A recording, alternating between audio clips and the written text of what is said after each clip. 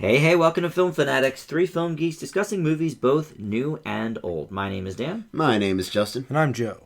This week, the wait for Star Wars fans is finally over. The Force Awakens is here, and we will have our review for you. Also, other movies are apparently out, so we'll review The Heart of the Sea, Trumbo, and The Final Girls. We also have our top 5 characters in these Star Wars films, plus our double feature of older films. Holiday month concludes with Listener's Choice, A Christmas Story, and Oscar nominee Beauty and the Beast we will talk about as well. First up, though, let's do The Force Awakens. It shattered just about every record there is. Opening day, opening night, opening weekend, many others. So let's hear about The Force Awakens, Joe. Well, The Force Awakens is, of course, the epic space opera film that was directed, co-produced, and co-written by J.J. Abrams. And I should say, before you continue, Please, that this is going to be a spoiler-free review. We always do spoiler-free as much as we can on the show. Yeah. So, if you're listening and somehow you have not seen The Force Awakens yet, You're safe. You're safe. That's true. So, yeah, One of the rare shows that will probably be the case. Now, of course, this is the 7th installment of the main Star Wars film series, and we've got some returning people. This is well known. Harrison Ford, Mark Hamill, and Carrie Fisher. We've also got some new additions like John Boyega, Oscar Isaac, Lupita Nyong'o, and, of course, Andy Serkis, Tom Gleason, Anthony Daniels, Peter Mayhew, and the great Max von Sydow, though, to be fair, he's not in the movie for very long. You can draw your own conclusions there. But he's pretty much in every sci-fi movie ever, so it was kind of good to see him as an early face. Yeah, he gets around. Yeah, he's literally any sci-fi franchise you can think of, he's probably been there somewhere. Mm-hmm. He's a great actor, though. But The Force Awakens is set about 30 years after the events of Return of the Jedi, and it follows young Rey. She's a scavenger on this planet, basically waiting for her long-lost parents, apparently. Finn, who is a former stormtrooper who gains a conscience and defects, and Poe Dameron, who is apparently the best fighter pilot in the Republic, fighting for the Resistance. And they're led by some veterans of the Rebel Alliance like Han, Chewie, Leia, and many others, and they fight against Kylo Ren, who's the newest Dark Jedi villain, and the First Order, who are descended from the Galactic Empire. It's basically the Empire again. The heroes primarily fight to stop yet another new weapon that's created by the villains to try to destroy and take over the galaxy, and they have to try and find a missing Luke Skywalker. This movie is quite possibly the most hyped movie of the year, and maybe in quite some time. And it's quite understandable. Star Wars is one of the biggest franchises ever, pretty much the biggest franchise ever. And there was this huge marketing campaign, as you guys know, like months and months beforehand, just piled into this movie to really, I think... it was everywhere. Absolutely. I think nothing else has demonstrated Disney's power. And once again, though, much like with the Marvel films, I feel like Disney, kind of sat back and let people that love Star Wars try to create something as well as they could for the fans. And I feel for the most part they succeeded. The film definitely has many scenes that bring back this majestic wonder that I think is really essential to the spirit of Star Wars, but doesn't feel like it's the prequels or even necessarily the original trilogy, but trying to be its own thing, which I think works a lot of the time. And there are quite a few references, obviously, to the previous films, though I would argue sometimes this film does try to borrow too many elements from previous films, and I would dare it to try to be a little bit more experimental in its plot lines. But I think the characters were enjoyable. I wish we knew a little more about them, but I really thought the acting was really good from both of them. There was some really good chemistry, a lot of good humor in this movie I think fans will enjoy. The special effects were quite dazzling. The editing was pretty good. I was not bored throughout the movie. I was good to see some familiar faces again. There is one scene in particular that involves Han Solo that was very emotional for me and was probably my favorite scene in the movie by far. Probably the best scene in the movie. And if you've seen it, you know exactly what I'm talking about. For the most part, I think it's good. But like I said, there was something about the movie which I will admit is a little hard for me to explain. And maybe it requires me to watch it again. It didn't feel like it had quite the same epic scope as the other Star Wars movies did. And I'm not sure if that's... Even the prequels. Even the prequels, because the prequels were bad in a lot of ways, but they still felt big. They felt grand and epic.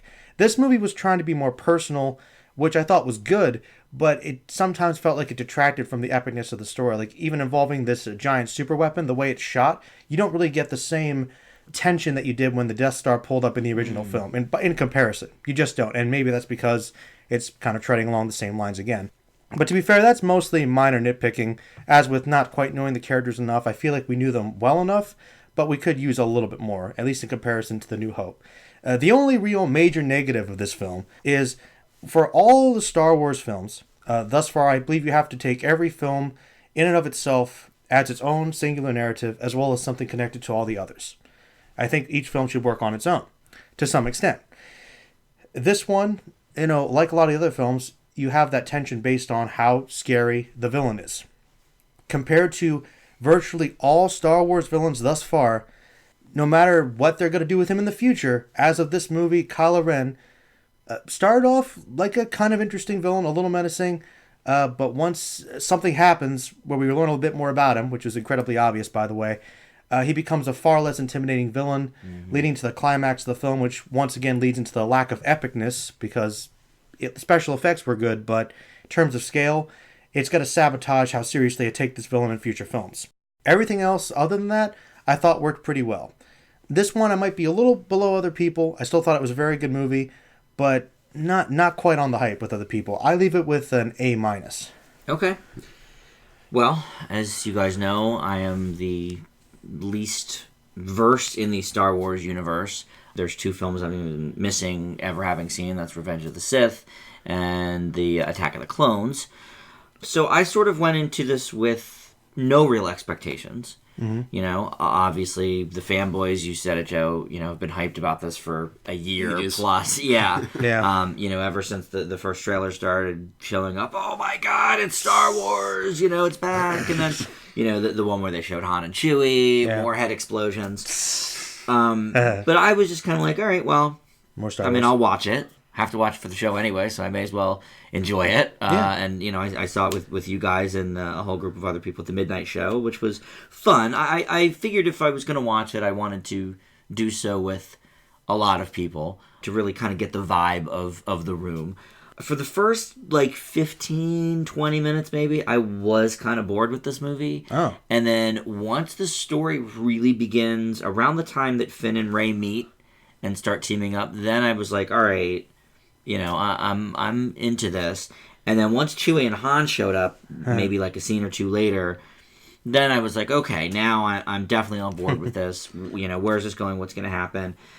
It's funnier than I remember other Star Wars films being. It's often been called, when I've talked to people, it's by far the funniest Star Wars movie. Yeah, and I think that's a good thing. Intentionally so. Yeah. I've talked to a few fans who did not care for that because they thought it was too silly. But personally, I thought it was good. I think it added something a little bit different that we hadn't seen before. I think the franchise has always had, to varying degrees, a sense of humor. Yeah. It's just been more... I think it's just more apparent in this one than other installments. Well, this one's a little more meta and tongue-in-cheek, though, about some things. That's true.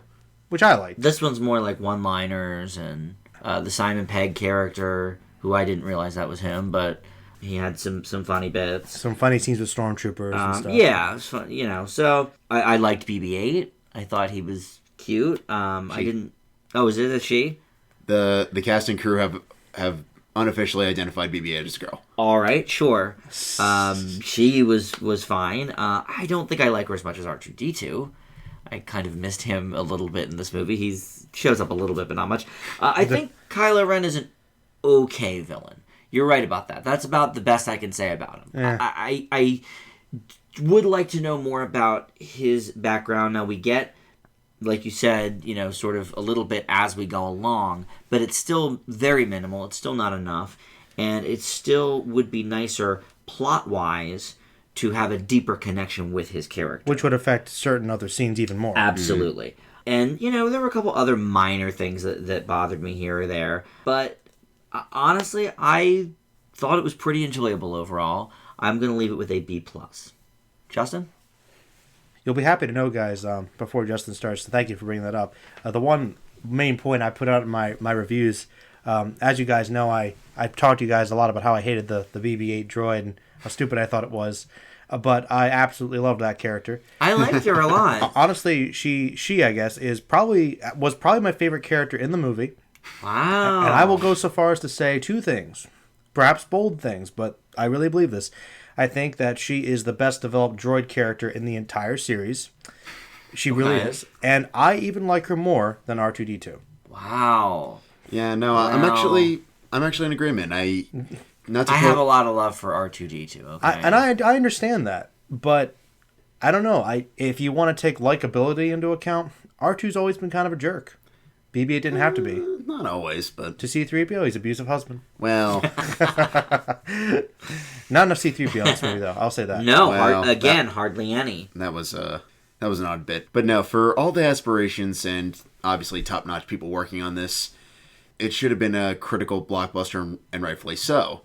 Instead, it's a good start to what I will happily argue is sequel baiting and so much more. Some Justin Well, hate. to be fair, though, before you continue, it is pretty critically loved. I mean, it's in the 90s on Rotten Tomatoes. Honestly, people are starting to complain about it a little bit, so that will change with time. It'll change with time. Believe me, the criticisms were like less than a week of it coming out. People were already like taking to the internet to whine, but Wow, Nerds about a always sci-fi. do. Yeah, about a sci-fi movie. No kidding. That's true. anyhow, the new additions I was worried about.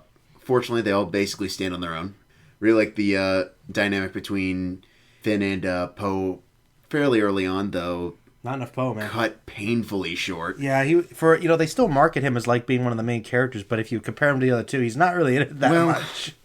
Production gives a little bit more indicator of that, which indicates a little bit more about why that was. Even so. Which, once again, makes me call J.J. Abrams' directing style into question, but Your third act rule with him still, I think, is in effect here, too. oh my gosh, ridiculously so. Beyond Shot is great. The problem is Sequel baiting hardcore, sequel baiting hardcore. Oh, well, yeah. which I think... I understand it. They knew this was going to make a ton of money, so episode 8 is coming in 2017. We get it, but still, give us enough to be okay with. well, this is the All thing. I can say without giving spoilers is one person who is top billed should not be top billed at all. I want to say, I'll tell you, okay, this is one minor criticism I have for the movie. When they said that the plot of the film was about looking for somebody, I knew somebody wasn't going to show up till the very end, which was true.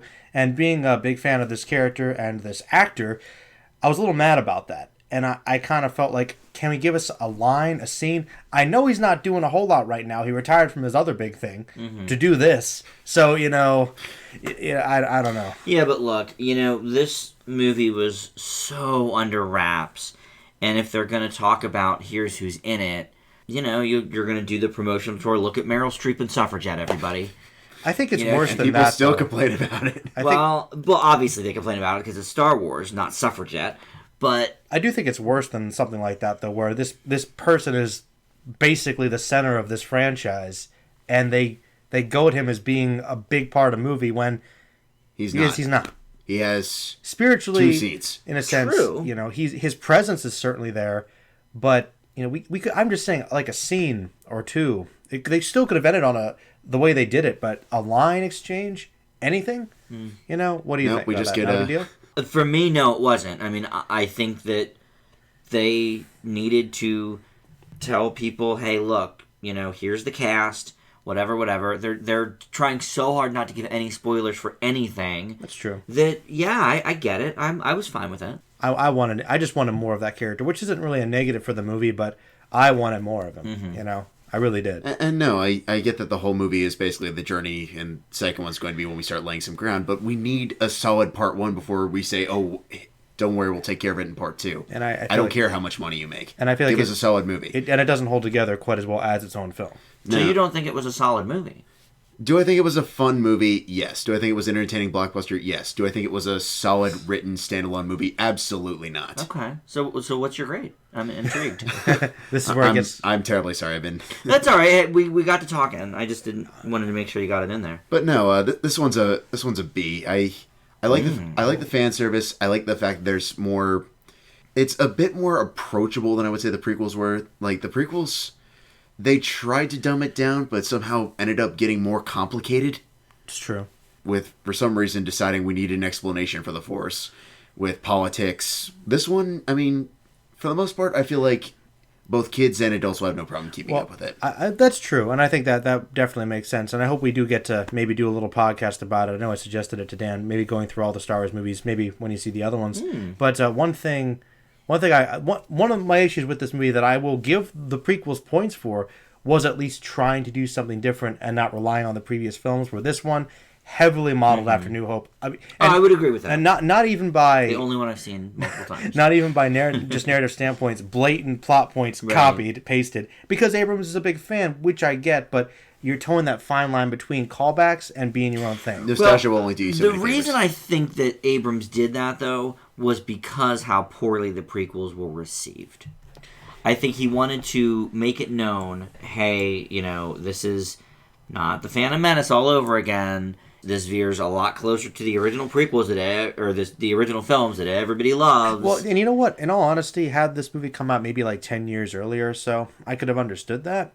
But the Star Wars fandom has grown, and people have accepted things beyond the original movie. There's comics, there's video games that are accepted as different takes on Star Wars through novels. So if he had just said this is going to take place directly after that, he didn't need to constantly assure this is like the old ones. Well, I will say this. Justin said there's a lot of, fan service and callbacks and everything.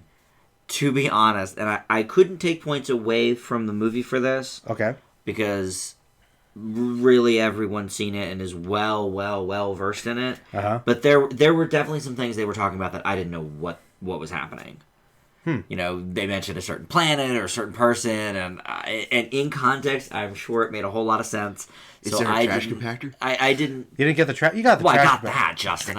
No, I wasn't. I'm not, walking around drooling here. Like, I get that, but there were some things I didn't get, and I just sort of figured, all right, well, I can't take points away for that because literally everyone else in the theater has seen the original trilogy probably 20 times each. Maybe more, so... But, all right, well, let's move on here. We've got a couple other movies to tackle. First up is In the Heart of the Sea. This is essentially the Moby Dick story. The movie is framed by Ben Whishaw as author Herman Melville, hearing the story from someone who was a teenager at the time, played by Brendan Gleeson. In the story itself, Chris Hemsworth plays First Mate Owen Chase, angry that he didn't score the captain position, even though he had much more experience than Captain George Pollard, played by Benjamin Walker, who only scored that job due to nepotism.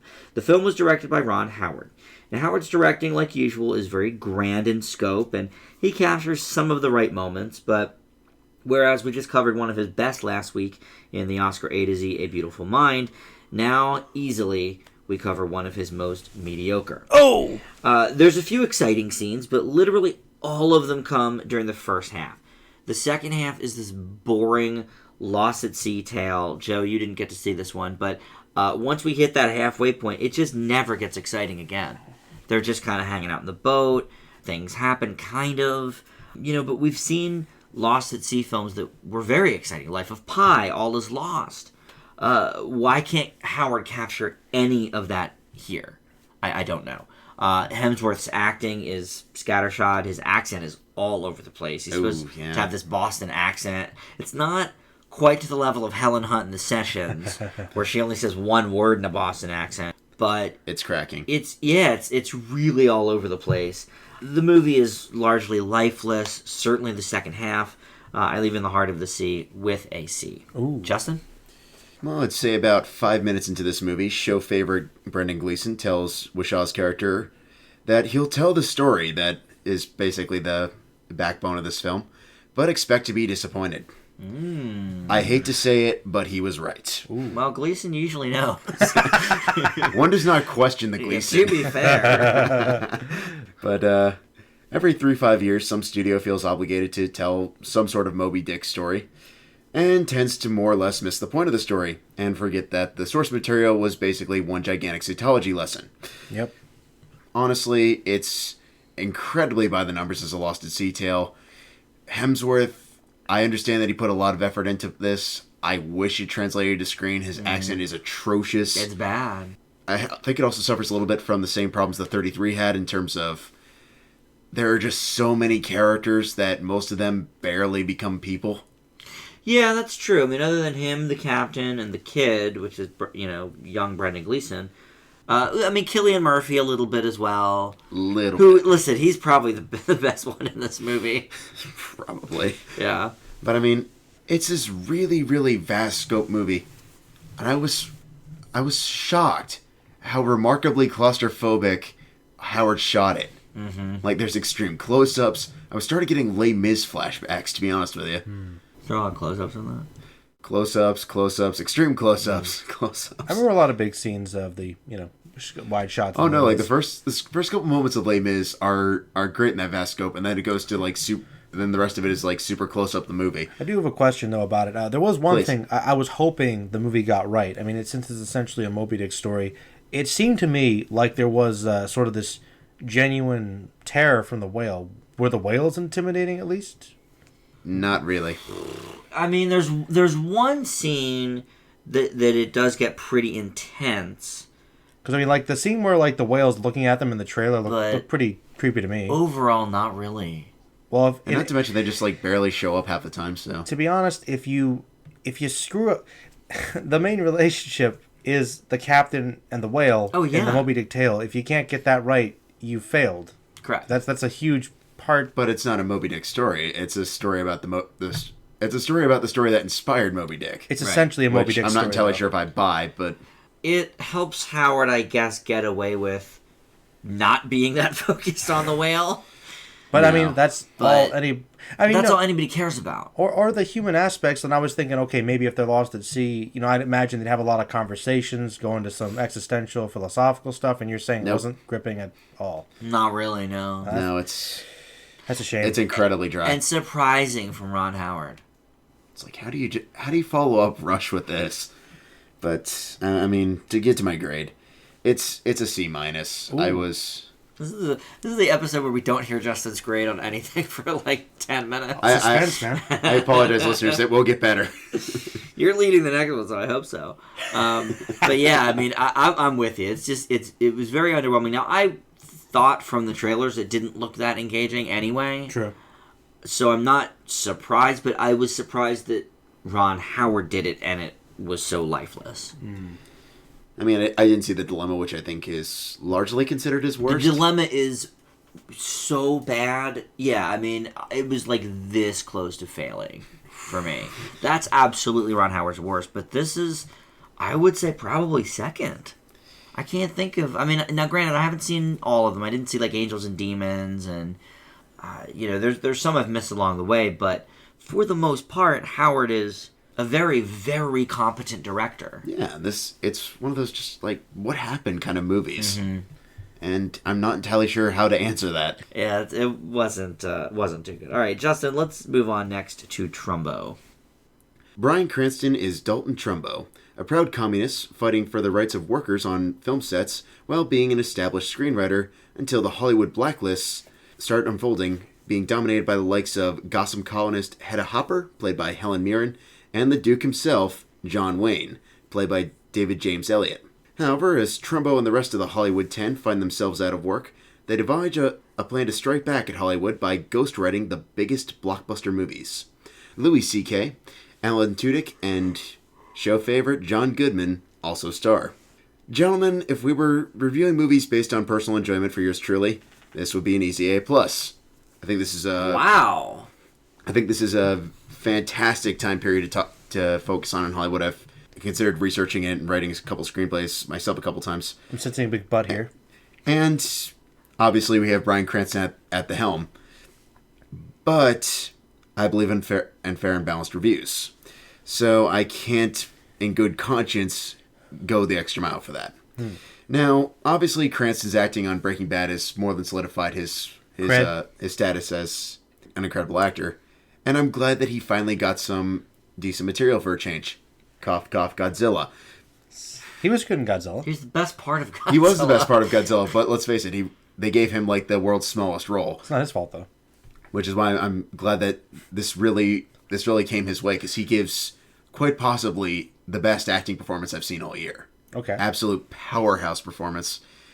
Capturing just the paranoia, the insanity, and yet also the surprising wit of this character and his fight to stay relevant and really focus on the storytelling component of what he was doing and how he was trying to do it, giving us a really three-dimensional character, which I honestly did appreciate.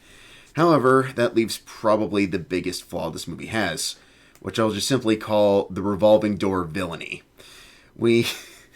The movie doesn't seem to want to decide how it wants to handle the House of Un-American Activities Committee with with Hedda Hopper, which is a great performance by Helen Mirren. Then we have John Wayne, who keeps kind of showing up periodically to sort of keep it in place. And then we have like random other HUAC agents that come in. It's not that it's bad, and I'm sure it wasn't just one person. I'm glad that they touched on the fact that it wasn't just like one sole runner, but that constant change and frankly lack of consistency did kind of bother me. That said, Trumbo is a fantastic film, a really great story, and honestly, I hope Cranston does get a nomination from this. I leave it with an A. Well, I think if not for Cranston, the film wouldn't be nearly as engaging. He really breathes a great life into this character that I don't really agree, Justin. I don't think he is written as well as he could have been. I wish that they tackled his demons a little bit more. I think they're clearly hinted at time and again, but we don't really get a full picture of this man, and I thought that we could have. I do agree that he gives an outstanding performance. I would not be shocked in the least if he was nominated for Best Actor, which I think would be awesome. Some of the actors doing the famous people could have been better. I thought the Kirk Douglas was good. The guy doing John Wayne, I really didn't think was that great. It seemed like kind of a caricature. Goodman adds levity as always. Helen Mirren, I thought, was also outstanding. She Absolutely. is completely unrecognizable as Hedda Hopper. I thought it was Olympia Dukakis, who I don't even know if she's still alive, to be honest, but I thought that's who that was until the credits rolled. I would love to see her get a supporting actress nomination for this. And it would be completely warranted. You know, but I do think it tries a little bit too hard to appeal to the awards crowds. But I thought it was definitely serviceable. It was certainly interesting. I do like this time period as well. There have been a lot of great movies made about it. Good Night and Good Luck is a lot better than this one, to be honest. I know you haven't seen that, Justin. Give it 10. Well, we've been talking about that for years, so time is now. You should watch it if you're that fascinated with this time period. Honestly, if you've thought about writing your own movies about it, see Good Night and Good Luck. It's fantastic. This one doesn't stack up for me. It's a B+. Joe? You said it best, Dan. I think that without this amazing performance from Cranston, I think this movie would not be as good as it is. Mm-hmm. He really carries the bulk of it on his shoulders. It's kind of like a Depp in Black Mass. Very which similar. We talked about when that movie exactly, was out. like a very standard, decent gangster movie, but Depp, outstanding, really just gets it a couple Raises levels it above. up, yeah. Definitely agree with you there. Though, I think most of the supporting actors were good as well. They just weren't on the same level as Cranston. Yeah, they were fine. Except for Mirren. I think she played a pretty good villain. One, I guess, retort I'd say to offer a counterpoint to what Justin said about the revolving door villainy. I like that, by the way. Thank you. It's cool. I think that what the movie was going for is kind of encapsulated in that final speech that he gives about it was the idea of the fear of communism, that was the enemy. And he even says there were no heroes and villains. It was just victims. And that's why I think it didn't matter that it was just one singular force. It was just the way things were. And that was a problem. That's all it was. So that didn't bother me that much. Really, I thought it was a good period piece. I thought that they captured a lot about that time. Maybe he was a little bit underdeveloped. We could have learned a little bit more. Like some of his family stuff they touched on, I thought was good. We could have got much further into learning more about this man. Mm-hmm. Really, just for me, like I said, Cranston's performance was really what made it amazing and kept it from getting dull, because I felt that the overall direction editing the movie just seemed very standard to me. Mm-hmm. And it felt like it could have been this much grander, epic piece. But like I said, overall, it was still very good, but I don't think it was quite as good as it could have been. I leave it with an A-. Okay. Yeah, I think it's definitely pretty good, not great. You know, Justin, obviously to you it was. I think it's another one of those cases where biopics either have two options nowadays. They can focus on one particular event, or they can try and encompass more or less their entire lifespan, which Trumbo doesn't really do, but also sort of kind of does. I guess the latter part of his career more than his whole life. At least like 30, 40 years. Yeah, that period that they're focusing on. Yeah, makes sense. Well, as a counter to that, that's why, you know, instead of giving this movie an A, I gave another biopic an A, and that's Love and Mercy. Love and Mercy totally took, because you're right, most biopics today do one or the other, and Love and Mercy kind of split the difference and did two stories in one Love movie. and Mercy was amazing. Which was fantastic, and I can't hold Trumbo up to nearly that kind of a standard. Well, I think they're also two entirely different movies, but But they're both biopics. I will admit, I mean, I got some hardcore Beach Boys love, which might have added to it, but I really did thoroughly enjoy that film. great. I have no doubts about my grade. Yeah. I think with this one they were trying to. I mean, it was a really big time period, so I don't know if it would have been a wiser choice to talk about the earlier stages of that or focus on the latter half. But I don't fault them for doing it, I guess is my point. I do admit some of the editing choices are not odd, just It's pretty safe. a little safe, I would agree. Very safe, The- yeah. Like the way this movie was shot was just The like, retro vintage stuff I could have done without. it just but wasn't very grand. It wasn't really that daring. It wasn't just, inspired. it was very standard filming, and Yeah. I was like, we could get a little more creative with some of those shots. I think. And I don't think that the time period was an issue. I think that they covered what they needed to cover. I think it should have started where it started. Mr. And, we Ayers, sort of had a little tag scene there at the end, which was fine. which is good. Some I biopics had a don't have little bit that, like Yeah. Jobs. You know? Jobs didn't. I mean, I had a little bit of a mixed feeling with the ending. I mean, I get it. It's a biopic. Most of the time they end or sort of end on this like grandiose speech of one way or another. I Or like in the a- speech though. No. The speech was fine. The problem is, I don't think we needed the speech. I liked the speech. I mean, I guess you could Oh no, do without I'm it. not contesting the validity. I mean, But if you want to talk about the powerful, vintage of his acting, No, I think the speech was at its best there. I Really. mean, my problem with it is I just don't feel like we needed it. I mean, it's sort of, though, closure for many people, his family, I think, maybe most of all, on the whole thing that the movie was. It would have left you hanging, basically. Otherwise, Yeah. I mean, I'm not so sure. I mean, obviously they heavily implied early on we were ultimately going to get to the Academy Awards. I don't think that's a spoiler by any stretch of the imagination. But did we need this whole quasi preachy monologue about there were no heroes or villains during the Hollywood blacklist? I think we did. I thought. I think it spoke a lot to his character. and the whole mean- idea of the film. What it was trying to say. I feel like that was already well executed enough in the overall storyline. We don't really need that explanation. But if you don't have that explanation, you have the other problem you said, which is the revolving door villainy, where there is no standard person to focus on. But you hit that home, and you do it effectively, or you give them reason that it was not just one person. But I think the message they were trying to say is that it was not one person, which is what the speech solidifies. And I get that, Joe. But what I'm trying to say is, I feel like if they were going to do that, we might as well just cover that with the material that's already been discovered. It's a 2-hour movie. There's a lot of ways to hit home. Okay, this was not just good guy, bad guy. All right, I'll give you this. You're right, it wasn't. And you're right, you probably didn't need the speech. However, personally, I thought the speech was the best performance out of the entire film for Cranston as an encapsulation of it. And for me personally, it probably would have been a B+ if not for how impressed I was by that final speech. So for me, it actually got it higher.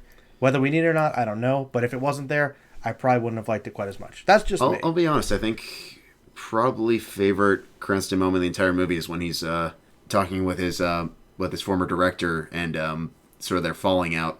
I'm sort of between you guys on the speech. I think it was good that it was there. I agree with you, Joe. I do think it was a little Oscar baity, like certain parts of this movie, and that was probably the biggest example of that. But I do like that it was included. Maybe the way it was shot was a little bit forced or whatever, but I do like that the scene existed, and I think it did add a lot to his character. All right, well, so let's move on. We've got the home media moment, The Final Girls. This is a slasher parody film starring Malin Ackerman, Tessa Farmiga, Adam Devine, Thomas Middleditch, Nina Dobrev, and Aaliyah Shawkat. Ackerman plays Amanda, an aging actress whose most famous role was that of a girl in a fictional slasher film, Camp Bloodbath. She and her daughter Max, played by Farmiga, are discussing the future of her career at the beginning of this film when they get in a fatal car accident and only Max survives. We jump to 3 years later, and she's invited to a screening of Camp Bloodbath to speak about her mom's role. Fire breaks out in the theater, however, and Max breaks through the screen to get to safety, and she passes out. Upon waking up, her and her friends find themselves alive, but back in time, in the actual Camp Bloodbath film, where Max's mom and the others they encounter don't realize they're in a movie. The Final Girls is one of the most creative films of the year, and one of the funniest as well. Just last week we reviewed the very disappointing, for me at least, Krampus. Here is a film in The Final Girls that absolutely gets the horror comedy thing right. Now, there's definitely more comedy than horror. I didn't find myself being afraid at this movie, but it's lampooning a genre that by nature is corny and comedic to begin with, the slasher film. So for that, it sort of makes sense, you know? I mean, Cabin in the Woods also had a sort of slasher element to it, but it had an everything element to it, which was more or less the whole point of the movie. But I think the performances are fun here, the script crackles, and there are sort of some times when the film breaks even its own rules a little bit, but it works. It actually reminded me a lot of recent new classic It's a Disaster, a small film that has a pretty basic outline of a plot, but then with interesting yet stereotyped characters, it really all comes together quite well. I leave The Final Girls with an A-. Joe?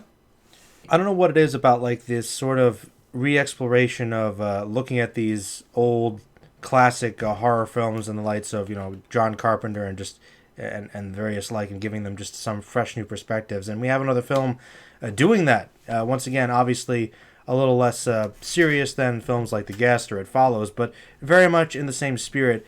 And I have to say, I have to agree completely with your statement, Dan. In terms of creativity, this is one of the most creative horror films, one of the most creative comedies I've seen in a while. I really, really liked that whole meta aspect, and I thought it poking fun at the genre and obviously having a passion for it was really refreshing, but also giving us some pretty well-rounded, likable characters and some good drama within that too, and good growth. I was kind of surprised by it. Like, I couldn't believe that this was this well written and produced of a movie with this concept. It just sounded. I was reminded of that other horror comedy we watched a while back that was like a horror musical thing that was horrible. Stage Fright? Is that what it was? That was awful. And I was thinking, really is this gonna be another one of those? But no, this is like that done 10 times better. Done correctly. Yeah. Really, I love the humor. I like the characters. I thought it was shot very well. Obviously on a low budget. I thought it was creative. I really like the idea of the world. It's been done before, of course, but not focused on this particular genre so much, and not with this much detail. It was a really awesome movie and a very pleasant surprise. I'd have to leave it with an A. All right. Justin? There's 3 words to describe this genre that I never thought I would ever be reviewing exclusively in this specific order. Feminist slasher comedy. And I think it's applicable. Now, Scream is still the horror satire to end all horror satires. Yeah. But The Final Girls more than adds its own element to the table, exploring things that have happened before. I think the one film that comes to mind for me in particular, I know it's not well discussed or even talked about that much, but Last Action Hero with Arnold Schwarzenegger. Very good comparison. Good comparison. I know not the world's kindest reviews, but mixed reviews, to put it politely. But it makes it adds a really unique take on the concept. Makes some ridiculously funny, smart observations about female characters in horror movies. How they'll randomly turn to badasses once there's only one remaining, ergo the title. Or just downright ditzes and other statements, and how that's completely and utterly ridiculous. And I think that's a really smart observation, while still giving us this engaging story and a really nice aspect of what does it mean about being remembered? And can we take pleasure out of making crap if it's something that you love doing? Something that I really loved, I really appreciated Ed Wood doing way back in the 90s. I do think the balance is a little bit disjointed at times, but overall, very fun experience. I leave this one with an A- as well. And we've seen, a lot of funny comedies this year. Trainwreck was very good. Spy was very good. But this maybe wasn't as funny as those movies, but I mean, in the cleverness certainly aspect and creativity, more daring. Yeah, leaps and bounds. I really just the way the script is pieced together is great, and the way they do, like when Marty McFly in Back to the Future goes back to the 50s and his watch starts beeping, and the guy's like, oh, what's with the watch, and he's wearing the life preserver, and this movie kind of hits on some of those things. Like, these people are from the 80s. They have no idea what an iPhone is. They have no idea what a lot of things are. But, these people came as they were, so they have their cell phones on them, they have their new 2015 clothing and all of that, and I thought that was integrated just brilliantly. Definitely. And Joe, you're right, there are a lot of decent emotional scenes here too, like once because obviously for what's her face, Farmiga's character, when they go back and be in get in the movie, traumatic. It's traumatic because I'm with my mom again. Well, I mean, to be fair, like, even though it is a horror comedy, you have obviously a strong dramatic base because it starts off with a freaking parental death and horrifically. And So, I mean, there's some drama there, too, that I think with any comedy holds it together. Well, and I didn't really know the plot of this movie, so but I knew Malin Ackerman was, like, second build. So when she dies in, like, the first scene of the movie, I'm like, well, that's weird. There's other people that I know in this movie. Why would they have her second build? And then here they show up. So another example, Justin, of not knowing, going into a movie, I think helps. I think it makes it more fun. Joe, did you know anything about the plot of this? Did you watch the trailer or anything? I literally just saw the list that we had to watch it and then started watching it. I knew it was a horror comedy. Knew it involved slasher stuff. That was it. Okay. I was expecting something kind of bad, to be honest. Based upon my previous experience with stage fright. I knew it couldn't be too bad because Justin recommended it. But you're right. Justin usually doesn't steer us wrong. So, well, yeah, because he's the harshest critic of all of us. So if he's recommending it, I usually assume it's positive, at least tolerable. Positive to you doesn't necessarily mean I'm going to like it, but as long as it's not super artsy, I feel like okay, it's going to be a positive for me probably as well. But all right, let's move back into the Star Wars universe.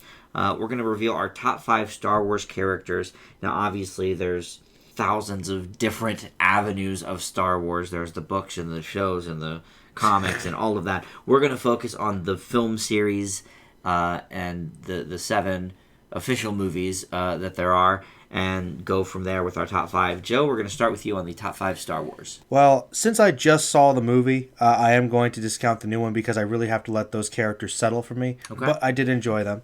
No, I guess I'll do an honorable mention because there's so many.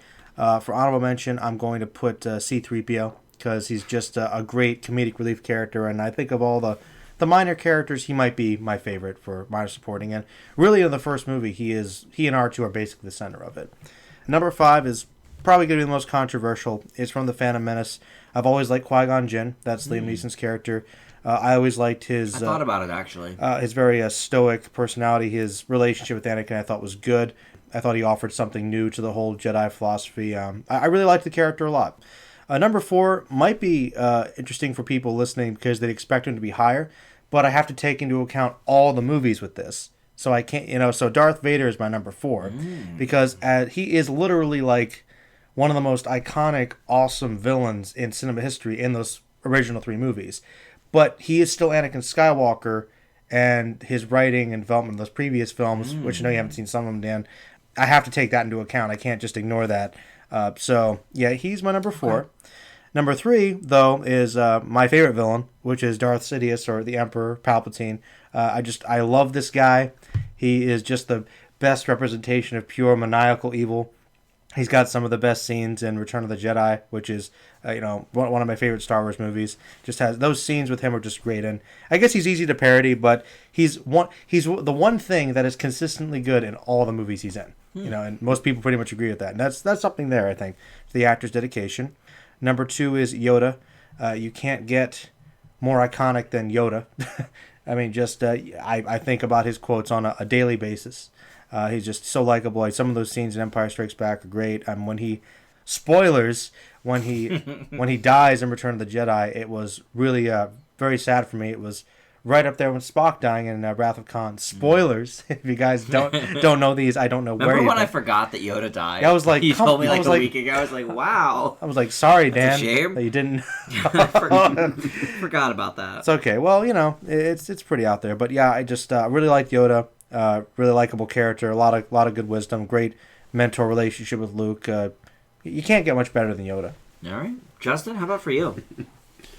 All right. Well, Qui-Gon Jinn would probably be my honorable mention. I really do appreciate him, and I've always loved reading the fan theories about where they could have gone with his character. Yeah. The problem is, still probably the core component of episode 1. He has like zero character development, and more importantly, less so with Anakin.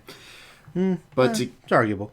it's debatable. I'll give you that, but I see what you it's still problematic. Yeah. But to get to my list, number 5 is BB-8. I mean, Joe and I made fun of it made fun of the little droid for a while, but I gotta say, I mean, pushed the new one to higher levels. I thought I added a great emotional element to it. Was a lot more than just a MacGuffin, which I really did appreciate, and I'm curious to see how the character's going to evolve. If she's going to be more than just background dressing, or if she'll be front and center, sort of like the new R2-D2. Number 4 is Obi-Wan Kenobi. You can't beat Sir Alec Guinness. What about Ewan McGregor, though? Which is why Obi-Wan is so low. Enter Ewan McGregor. To speak to your point, if you were wondering why he wasn't on the list for me, Alec Guinness was great in one movie and barely in the other ones. I'm taking into account everything, and prequel Obi-Wan is nowhere near as awesome. I mean, Alec Guinness is the main reason just about if you say use the Force, everyone knows what you're talking about. It's true. McGregor for me anyways, isn't as bad as everyone else has made him out to be, but I don't think he ever really aspired to the mentorship role he was meant to take. No. Number 3 is R2-D2. I know Joe has some issues with the droid, but I think he's quite possibly the unsung hero of the Star Wars universe. Well, he's the most powerful character in the Star Wars universe, but that's a whole other discussion for another time. He is, and I think he has the world's most tragic backstory. I don't hate R2-D2. Don't get that perception out there. I do like R2-D2. You called him abusive husband. Well, that's not my opinion. That's a fact, and it's a great humor for a lot of fans, But if I like C-3PO more than R2, and he suffers a lot of abuse from R2. I mean, when his head got stuck on a battle droid, he tore it off and dragged him across the battlefield. And made fun of him the whole time. I think he's always been consistently good. It really made me mad that they benched him for basically the entirety of The Force Awakens. That was another problem I did have with it. R2 needed to be more in there. As I mentioned. You're right. I agree. Unforgivable, Lawrence Kasdan. Unforgivable. Number 2 is Yoda. I mean... Would you say Yoda Man? Yoda Man? I mean, courtesy of Episode 2, actually. Episode 2 trailers, yeah. I mean, say what you will about the prequels. Yoda was arguably the best component of the prequel trilogy that's a bit more polarized, constantly quotable. Even with bad grammar. Even with terrible grammar, which I think everyone sort of lovingly hates. But, I mean, do or do not, there's no try is a great line. Everyone sort of knows it. Mm-hmm. But I think everyone sort of lost their minds when we finally saw him completely go out of left field and start fighting like a madman in Episode 2. That was pretty cool. All right, well, for me, I'm going to start with an honorable mention. Joe, I do agree it's a little too soon to put anybody from the new film on the list. It's only been a few days. I think so. But I'm going to give an honorable mention to Finn. Okay. I think Finn has a lot of potential as a character. I really liked the portrayal by John Boyega. Mm-hmm. Don't know who that person is. It's the first thing I've ever seen him in, but... It's on stuff. See Game of Thrones? No, but I'm sure I'll run Attack the Block at some point. Oh, yeah. God, again with Attack the Block. It's coming. This character has a lot of potential, and I'm interested to see where it goes. But I agree, way too soon. And there's way too many great characters from the other films that need to go on. So number 5 for me is R2-D2. Beep, beep. Always a huge fan from when I was very, very little, long before I watched any of the movies. I loved R2-D2. I'm not exactly sure where that came from. I don't know if he showed up on Sesame Street maybe one time or something. He's a likable droid. Probably Muppets or something. But that's probably more likely, yeah. But I've always been a huge R2 fan. Number 4 for me is Han Solo. We haven't revealed your number ones, and he hasn't been on either of your lists, so I'm thinking maybe he's atop there. I don't know. For me, I never really was as into Han Solo as I was in The Force Awakens, to be honest. I think he really... Harrison Ford just is a great performer in this movie that we just saw. Number 3 for me is C-3PO. Another one of my childhood favorites. I do think he offers a lot of great levity. And better than R2, obviously. I like him better than R2. To be honest, I'm glad that he's made appearances in all of these movies, pretty heavily so in some. And number 2 for me is Darth Vader. one of the all-time great movie villains, as you said. But again, I didn't see the second and third one, and I didn't have that much of a problem with Jake Lloyd. This is the thing, I thought though. Jake Lloyd was to be honest, fine as Jake Lloyd does not factor that much into this equation. Yippee notwithstanding. He's like Yippee, 7. he was like You know? 9 years old or something. Yeah. He He's a had cute little kid. He barely any seduction from the dark side. There's no problem with Jake Lloyd. I'm just putting that, like, don't care what anybody says. He was fine. Everything's fine. I thought he was fine. He was fine. When you compare him to Hayden, he's brilliant. It's scary. And I agree. You know, I haven't heard great things about that character, and the half hour of that movie I saw, he was awful. The dialogue was awful.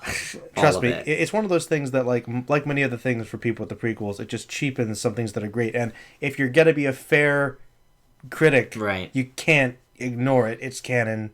It's hard to deny Vader, though. Vader's great. In the original trilogy. In the original trilogy, he's the best, but he's also in the prequels, too, You're right. You're right about that.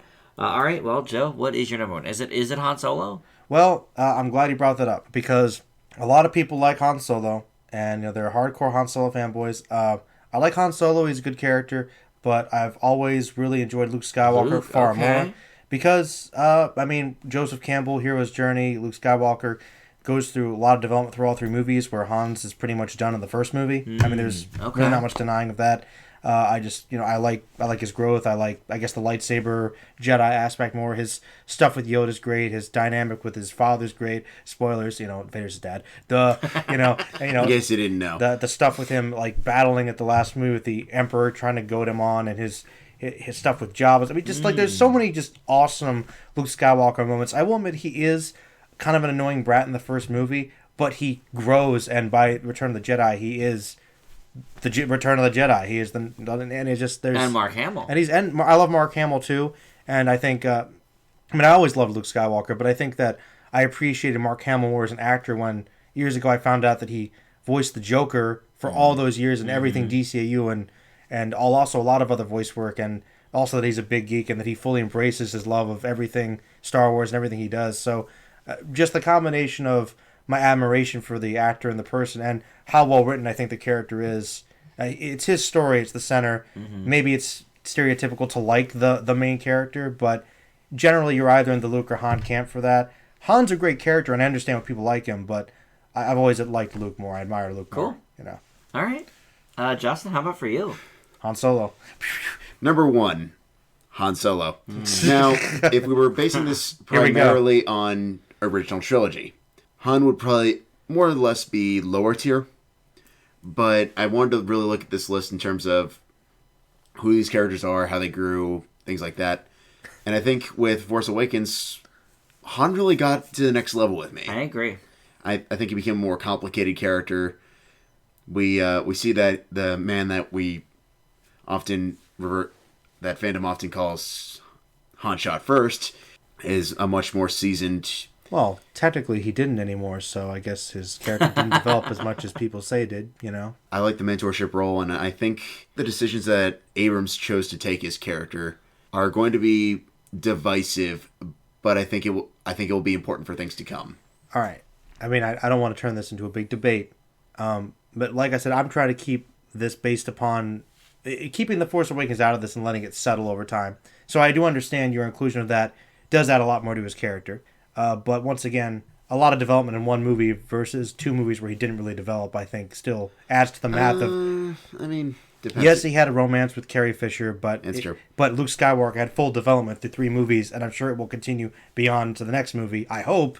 And I just think that... I don't know, I think it's a little imbalanced, but Han Solo is still a great character, and the performance of Harrison Ford in this movie definitely did bring him to the next level.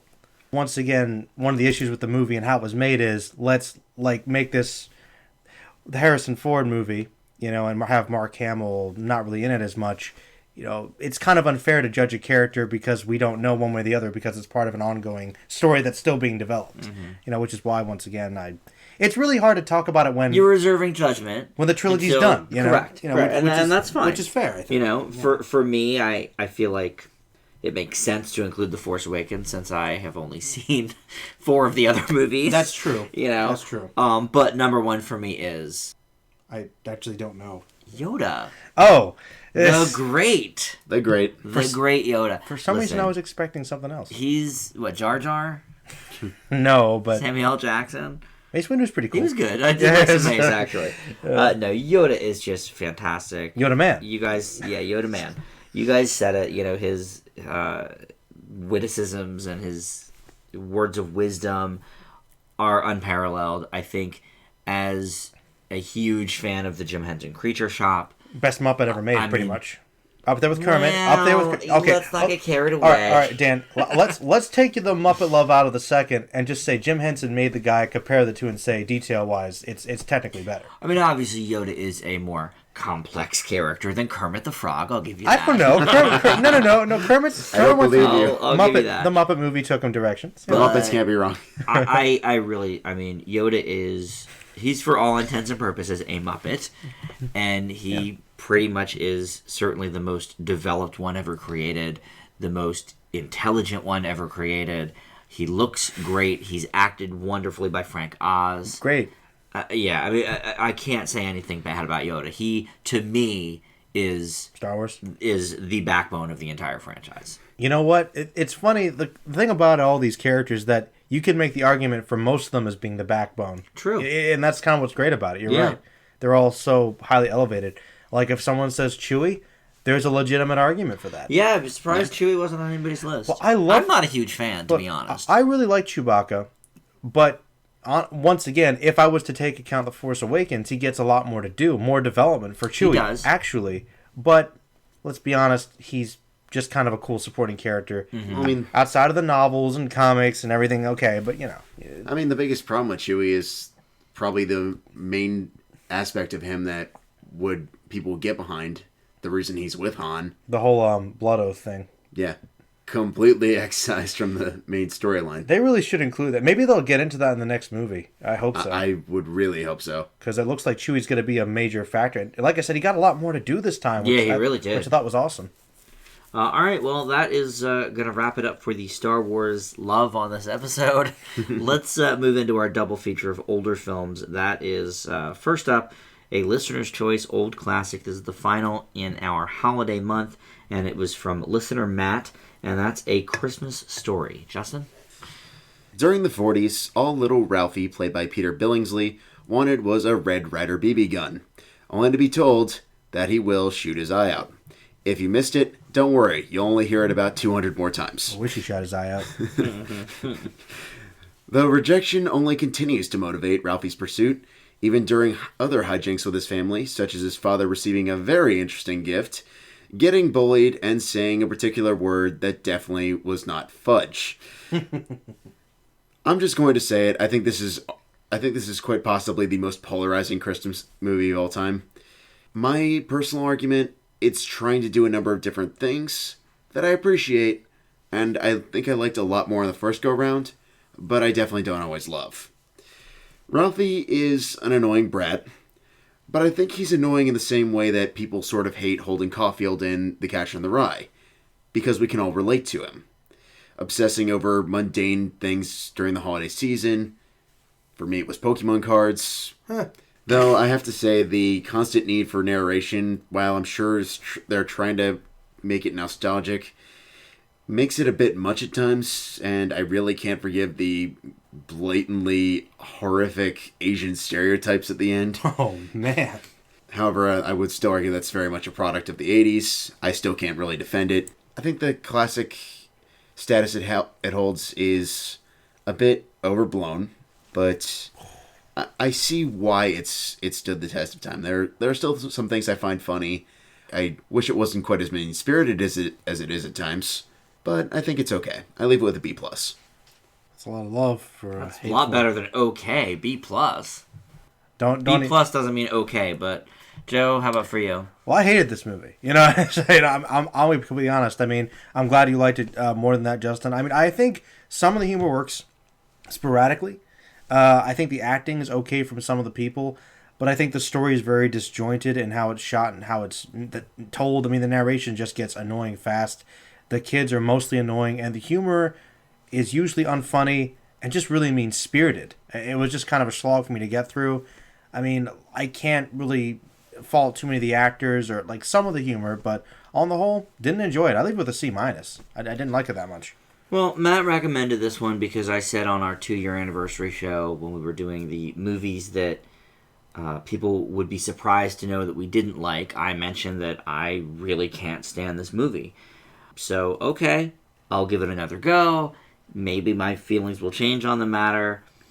Boy, I just don't get it. I still really don't like it. I think Ralphie is super annoying. And I am nothing if not going around beating the drum for cute kids in movies. But oh my god, his lisp is annoying. His grown-up self with the narration is annoying. There's irritating scenes all throughout this movie. Some parts have this weird like sped up motif with like right out of Benny Hill or something. I didn't understand that part. I think some of his friends are okay. I would say I get the only humor I get in this movie from his friends, but it's just not funny. I don't understand how this movie became a cult hit. It was a big bomb when it was released in theaters, and then in subsequent viewings, I guess on VHS or cable or whatever, sort of like It's a Wonderful Life. Yeah. It became this huge phenomenon. And you're not wrong, Justin. I think it is the most polarizing Christmas film ever. I think Elf is also overrated. Absolutely. People seem to love Elf. I think Elf is all right. It's a good movie. This I don't think is all right. I think it's terrible. I leave it with a D. Whoa. I really just don't get it. I mean, I'll give you the fact that it's incredibly overhyped. I mean, it's the Nightmare Before Christmas of Christmas movies, but I don't know about that. I don't like that one either. That is very overhyped as well. Is it overhyped as this, though? yes, I'd say worse. Yeah, I worked at Hot Topic, so I'm going to say yes. Okay. But I think in a general sense, probably not, Justin. I think Nightmare Before Christmas has a very specific cult. Christmas Story is just like loved by everybody. Everyone and their mother loves this movie. Literally. Or they hate it. Yeah. Well, you're definitely not wrong in the polarizations. Definitely something comedic that's working on some level that's not for other people. I don't know what it is. The only humor I got from the movie was usually the parents. I liked some of their jokes. Yeah, the parents were okay. And there was the only like decent acting I thought were a couple scenes with him. Yeah, the acting is really bad in this movie. It's awful. It's pretty rough. I'm not so sure if I agree with that. I mean, Peter Billingsley, not a great actor. I mean, the scene where he does his whole Red Rider spiel for like the 900th time, and we have no idea what the heck he's saying is. Yes, it's obnoxious. Is not good, but at the same time, he's a kid. To make your argument constantly, obsessing over something like a kid, I think it's annoying, and I think it's obnoxious, but I can't deny the fact that it's believable. But does it make for great entertainment? It's not entertaining. It's annoying and stupid. Need we go through the long line of movies that have featured incredibly annoying kids that you have given significantly higher grades to? Brave, Paper Towns, Brave, Merida, Pixar movie. Wait, what? Yep. Oh, the little baby. Well, both technically, but well, Merida's not a little kid. Her little brothers are. They're very minor characters. You're talking about teenage movies, Justin. I was just thinking like Paper Towns use in general, but I like sure. that movie. That's gonna be like my top 20. Paper Towns was fun. It's gonna be Justin so mad. I mean, I think a better example is probably Alexander. Or that. They both have lisps. Terrible, for one horrible, thing. no good, terrible, blah blah blah blah blah. Boy, that movie was much more entertaining. I like that movie. I think I want to listen, Justin. You know there can be realism, but I wanted to just punch this kid into a pulp. You heard it here first, ladies and I gentlemen. didn't blame the bullies. I wanted to be one of them. he was really Okay, I hate this kid. He was irritating. He was irritating. I love excitable little kids. Alexander's a great movie. I think Alexander's cute. I think he was a well-meaning character too in comparison. Like he wanted everyone to have a bad day, so they they have a would good- know what it was like for him in his everyday That's life. a very And thoughtful you young find man. that significantly less complicated than than possessing a BB gun. When did the word complicated enter this conversation? Well, you're saying okay, it's more relatable. That doesn't mean complicated. I never said complicated. No, an annoying little kid wanting a BB gun is the least complicated thing I can think of. I mean, if we're going to say complicated, Just not that interesting, I guess, as it's presented in the film. It's not. And he's annoying about it. Well, here's an example of an annoying little kid about Ralphie's age Okay. that you could say maybe gets a little bit annoying with his particular obsession, and that's Elliot from E.T. His particular obsession is the alien that landed in his backyard, and I could see as a kid he's maybe a little bit annoying. There's some annoying scenes. But he wanted to help this alien. This kid wants to shoot people with his BB gun. Oh, cool. Have a leg lamp and a bunny suit instead. Like, that's not funny. It's annoying. And that's my opinion. Okay, for the record, everyone loves it. He did not want the leg, but I know, but still he got it. No one wants the leg. He did. Except now everyone does because of this stupid movie and they sell it at, Target and stuff. Yeah, that's a whole different mess, but Wow. But, all right. Well, we watched it and it did not change my opinion. But speaking of which, we're actually going to do Challenge Rule coming up very soon here on the show, which is where we each challenge both of the other people on the show to watch movies that they did not care for on the first go-around that we liked, and see if that changes anyone's mind. So we'll do that probably in a couple of weeks with our Best of 2015 show. But we certainly thank Matt for the suggestion. And we have more listeners' choices coming up. Next month is Guilty Pleasure Month. You can check it out at, you can give us your suggestions at the Facebook group, Film Fanatics with an exclamation point, or the Twitter feed at Film Fanatics Pod. Let's close our show with the Oscar A to Z. It's Beauty and the Beast. This is a 1991 film nominated for Best Picture, the first time ever that an animated feature was. It won Best Song and Best Score, and was nominated twice more for Best Song, the first time that had ever happened as well, 3 times in one Oscars. And Joe, let's hear about Beauty and the Beast. Well, Beauty and the Beast is the 30th film in the Walt Disney Animated Classics and the third in the Disney Renaissance period, which is arguably considered the best. And it is based on the French fairy tale of the same name, obviously, Beauty and the Beast, which focuses on the relationship between the Beast, a prince who was magically transformed into a monster as punishment for his arrogance when he basically shuts the door on an old lady asking for help, which, I think taught him a sufficient lesson. I mean, he's got to be a good guy. And Belle, who is a young, beautiful woman whom he imprisons in the castle. When her father is captured by him when stumbling upon the castle in exchange for her father's life. And I would happily say she's not a gold digger. I don't think there's any dispute there. I knew it was coming back some way, shape, or form. Now, to become a prince again, the Beast must win her love in return. Otherwise, he will remain a monster forever. Hence the tension for the film. It features a lot of excellent voice talents, and the only one I know is Angela Lansbury, who is, of course, Mrs. Potts, but they all do a great job.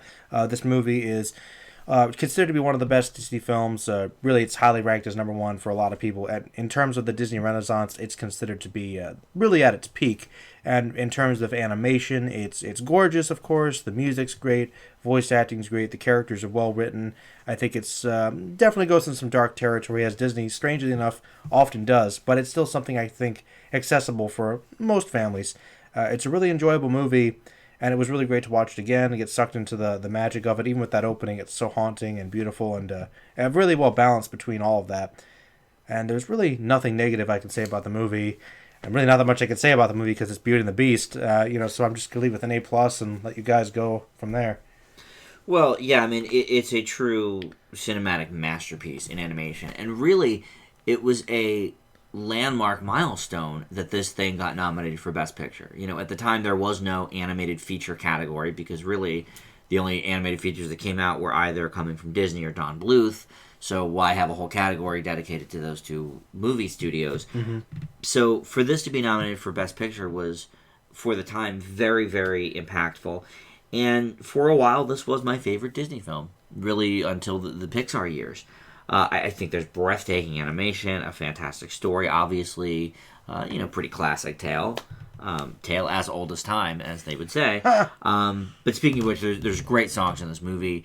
The voice talent is wonderful as well, and I love this era of Disney where right before Aladdin and The Lion King, where we had so many famous voices, and then of course now you can't have an animated movie without at least 8 A-list actors in it. This is harkens from a time where actual voice actors did the work, and I mean, it was fantastic. The gentleman doing the Beast is, I think, the best one in the movie. I think Belle's dad also does a good job. Bobby Benson was the Bobby Beast. Benson was the Beast. Yeah. He does a fantastic job.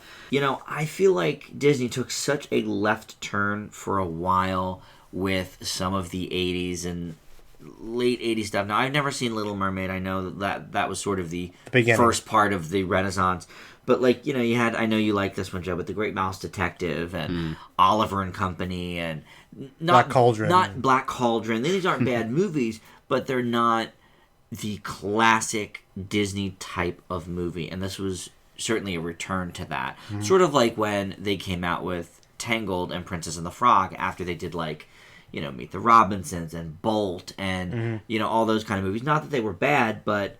building up to something better. Yeah, it's just when you think of Disney animation, I think the main go-to for most people is the princesses. Not hating on Great Mouse Detective. I've never seen it before. No, I've never seen The Great Mouse Detective. And then, like I said, I know you love it, but let's be real, it's not a princess story. No, and that is basically Disney's bread and butter. Yeah. Yeah. So this was a great return to that. It's a clear A+. Justin? There's really not much discussion there, is there, Justin? No, this is going to be a pretty short one, honestly. No, this is one that I would love to say after all these years, the hype killed it. But, I mean, with fantastic production values, unforgettable songs, and just absolutely breathtaking animation, I really can't. I legitimately cannot say that this movie is overrated in any way, shape, or form. I know the Stockholm Syndrome argument is always out and about, and I've heard about as many arguments for as I have against.